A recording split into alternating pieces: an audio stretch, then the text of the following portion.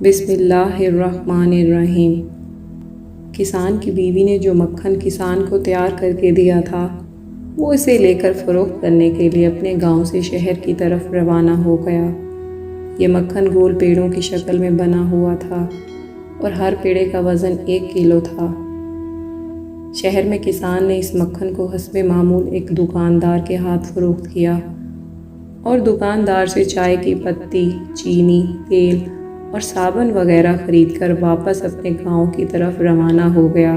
کسان کے جانے کے بعد دکاندار نے مکھن کو فریزر میں رکھنا شروع کیا۔ اسے خیال گزرا کیوں نہ ایک پیڑے کا وزن کیا جائے۔ وزن کرنے پر پیڑا 900 گرام کا نکلا۔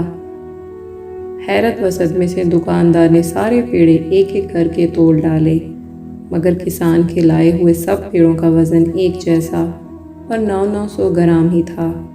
اگلے ہفتے کسان حسب معمول مکھن لے کر جیسے ہی دکاندار کے تھڑے پر چڑھا تو دکاندار نے کسان کو چلاتے ہوئے کہا کہ وہ دفع ہو جائے، کسی بے ایمان اور دھوکے باز شخص سے کاروبار کرنا اس کا دستور نہیں۔